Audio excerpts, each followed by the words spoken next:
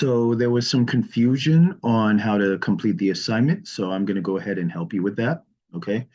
So basically, what we're running is an independent two sample t-test. Okay. And we just want to compare the means between two unrelated groups to ensure that these groups, that there's a significant difference, a statistically significant difference between these two groups. Okay. So review the notes and the chapter readings. However, we're going to perform a t-test using Excel, okay? So what I'm going to want to do is the following. First, you want to ensure you have the data analysis toolkit, all right? So if you click data, there should be a data analysis toolkit all the way to the right over here, okay? Some people are not going to have it. So what you want to do is go to File, then go to Options. And once you're there, go to Add-ins.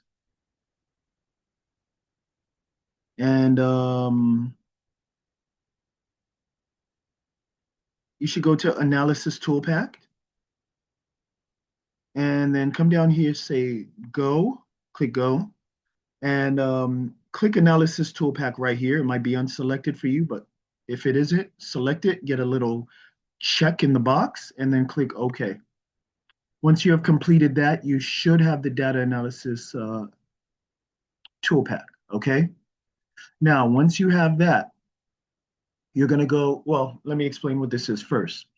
We wanna see if there's a statistically significant difference in the mean weight of hamsters, okay? So wild hamsters versus domestic or pet hamsters that people keep in a cage, okay? And basically, we can look at these and we can tell that the hamsters on the right clearly weigh more than the hamsters on the left, right? But we want to know whether or not that difference is statistically significant. Okay, so I'm going to want to go ahead and run a t-test, and the t-test will tell us whether or not the difference is significant or the difference in the mean weight is so marginal that it could just be due to coincidence. Okay, so I'm going to go to data analysis, all right? And I'm going to, you might have to scroll down, but I'm going to go to two sample t-tests, assume equal variance for this. And I'm going to click OK. And it's going to ask me for my range, my first range of numbers. I'm going to click here, shift to here, right? And that's going to be the range of my first set. I'm letting them know this is one of my groups. My second group, I'm going to click this and this, okay? So I pretty much got that. My alpha level, all right? So this is how confident we want to be. We want to ensure that our alpha level is going to be at 0.05. This is the number we usually use, okay? And if the p-value that we calculate is less than 0.05, we're going to say it's statistically significant. So if we get 0.03, 0.02, 0.01, or less, it's statistically significant. If we get higher than 0.05, like 0.06, 0.09, or something higher than that, then it is not statistically significant, okay? So I'm going to click OK, and it's going to create an output for me, all right? It's going to tell me the mean or the average of each group. So group one, the wild hamsters had an average of 79, and group two, the domestic hamsters had an average of 144. So we can clearly see there's a difference. They talk about variance. Now, I'm going to want to go down to over here. This is my p-value, all right? We're doing a two-tailed test, okay?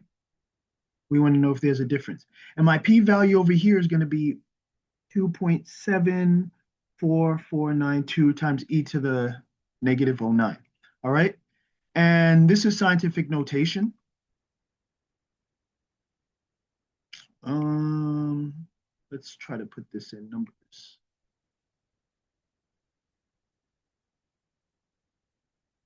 Okay, so it's actually this number right here, 0.0000000027. All right. Now ask yourself, is that number less than 0.05? Spoiler alert, it is. It's way less than 0.05, okay? Therefore, my results are statistically significant. All right. So what this essentially means is if in actuality there is no difference in the mean weight of wild versus domestic hamsters, pet hamsters, and the difference in weight was just due to sheer coincidence, there's this much of an odds, there's this much of a chance we could have gotten those numbers by sheer luck. All right. So that's like being struck by lightning twice in a row and winning the lottery that same day. All right. So 0.000027, and that's much smaller than 0.05. Therefore, my results are statistically significant. Okay. So again, this is how you run where's my sheet? Um, all right, whatever. But this is how you run an independent samples t-test. You can go back and watch this video as many times as you need to, but that's basically how you do it. All right, good luck.